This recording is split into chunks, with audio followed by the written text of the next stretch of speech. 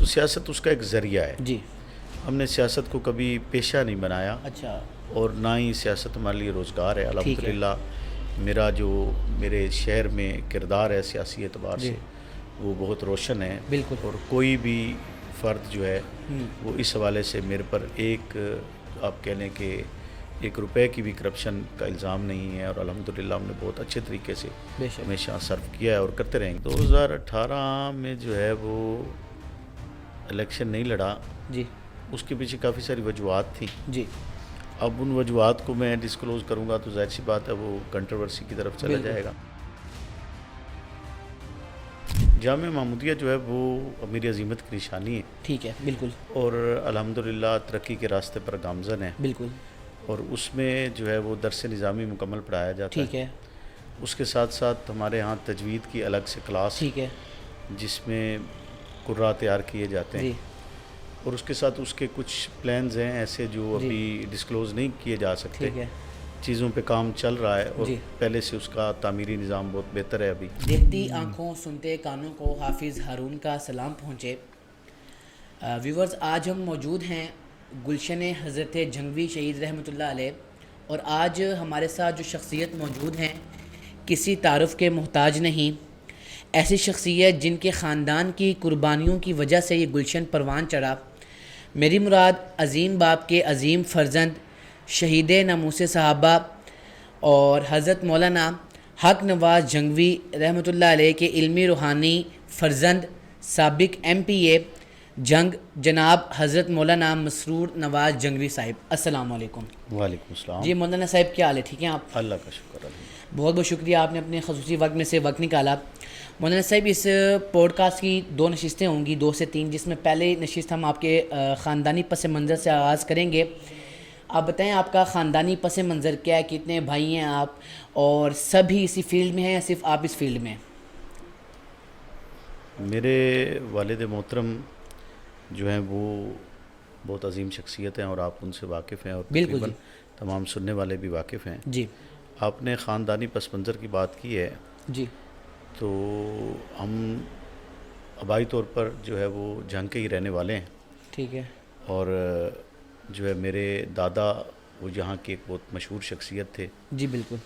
اور اس سے پہلے ہمارا ایک سلسلہ چلا آ رہا ہے ہمارے خاندانی طور پر. پہلے یہاں پہ ٹریول کا اتنا اچھا نظام نہیں تھا. ٹھیک ہے. تو ہمارے جو پردادا تھے جی اور پھر ان کے جو والد ان کا نام تھا ہدایت. اچھا. اور میرے جو پردادا تھے ان کا نام تھا سلطان. اچھا. میرے دادا کا نام تھا ولی محمد. ٹھیک ہے. تو ہمارا ایک سلسلہ آبائی طور پر یہ چلا آ رہا تھا کہ جتنے بھی لوگ جو ہے وہ ٹریول کرتے تھے علاقہ ایک ہمارے ادھر چنڈ بروانا وہاں سے لوگ ریل سے اترتے تھے تو پیدل ان کا ایک سفر ہوتا تھا آگے دوسرے علاقوں کی طرف. درمیان میں دریا بھی آتا تھا. اچھا.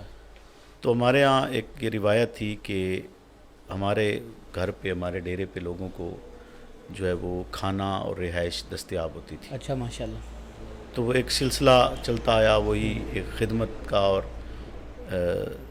انسانی محبت کا جی جو ہمیں ورثے میں ملی. اور آج بھی ہم جو ہے وہ اس چیز کے اوپر کاربند ہیں جی کہ ہمارے یہاں مہمان آتے ہیں تو ہم ان کا پورا اکرام کرتے ہیں اور انہیں ٹھہراتے بھی ہیں اور خواہش ہوتی ہے کہ وہ ہمارے پاس ٹھہریں جی اور ہم ان کی خدمت کریں.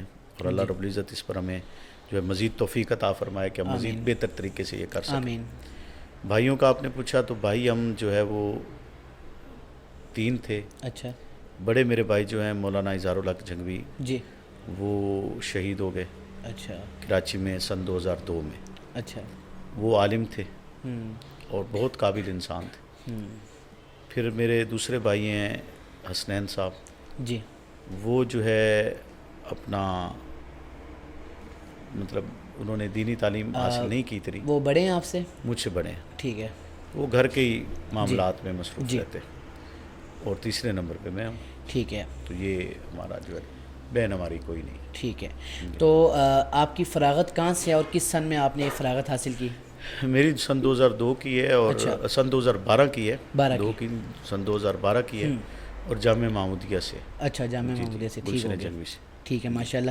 تو سیاست کا شوق کب سے پیدا ہوا؟ شروع سے تھا یا بعد میں انٹرسٹ پیدا ہوا آہستہ آہستہ؟ خیر ہم پیدا ہی سیاسی خاندان میں ہوئے تھے، جی جی بالکل. لیکن شوق کے اعتبار سے جسے سیاسی شوق سمجھا جائے جی. تو وہ ہمارے ہاں دوسرے طرز سے میں نے آپ کو بتایا کہ جی. ہم خاندانی طور پر ہی خدمت خلق میں مصروف تھے، جی تو سیاست اس کا ایک ذریعہ ہے. جی. ہم نے سیاست کو کبھی پیشہ نہیں بنایا اچھا. اور نہ ہی سیاست ہمارے لیے روزگار ہے. ٹھیک ہے. الحمدللہ میرا جو میرے شہر میں کردار ہے سیاسی اعتبار جی. سے وہ بہت روشن ہے، بالکل. اور کوئی بھی فرد جو ہے وہ اس حوالے سے میرے پر ایک آپ کہہ لیں کہ ایک روپے کی بھی کرپشن کا الزام نہیں ہے، اور الحمدللہ ہم نے بہت اچھے طریقے سے بے شک. ہمیشہ سرو کیا ہے اور کرتے رہیں گے انشاءاللہ. جی بے شک. اچھا 2018 میں آپ نے الیکشن میں حصہ نہیں لیا تھا یا آپ کو لینے نہیں دیا گیا تھا؟ اس کی کیا وجہ تھی؟ کیونکہ 2023 میں آپ نے آزاد الیکشن لڑا، یا پارٹی کا ٹکٹ آپ کو اس پہ نہیں لڑا؟ کیوں، اس کی وجہ کیا تھی؟ آزاد الیکشن لڑا تھا آپ نے. 2018 میں جو ہے وہ الیکشن نہیں لڑا، جی. اس کے پیچھے کافی ساری وجوہات تھیں. جی. اب ان وجوہات کو میں ڈسکلوز کروں گا تو ظاہر سی بات ہے وہ کنٹروورسی کی طرف چلا بالکل. جائے گا، تو میں فی الحال ایسے کسی موضوع پہ بات نہیں کرنا جی چاہتا. ٹھیک ہے. تو وہ جو تھا جیسا تھا وہ جی. وقت گزر گیا. جی. 2024 میں آزادانہ الیکشن لڑا ہے، جی.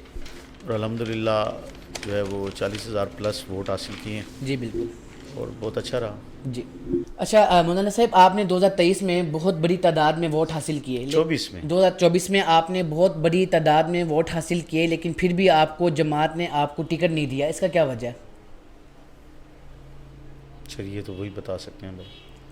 نہیں، آپ کو کیا لگتا ہے کہ کیا وجہ ہو سکتی ہے جس کی وجہ سے آپ کو 2024 میں اتنی بڑی تعداد ووٹ کی ملی اور پھر بھی آپ کو نہیں دیا گیا، ٹکٹ نہیں دی گئی؟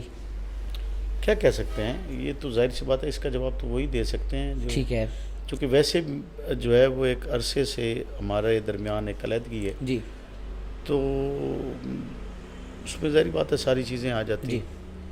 اچھا، تو جب آپ پہلی دفعہ پنجاب اسمبلی کے ممبر بنے بطور پارلیمانی لیڈر JUI پنجاب اسمبلی کا حصہ رہے، جب کہ آپ کی جماعت موجود تھی، اس کی کیا وجہ ہے؟ جی وہ ہمارا متفقہ جماعتی فیصلہ تھا. متفقہ جماعتی فیصلہ تھا، وہ اتفاق کے بعد ہوا. ٹھیک ہو گیا. ٹھیک ہے.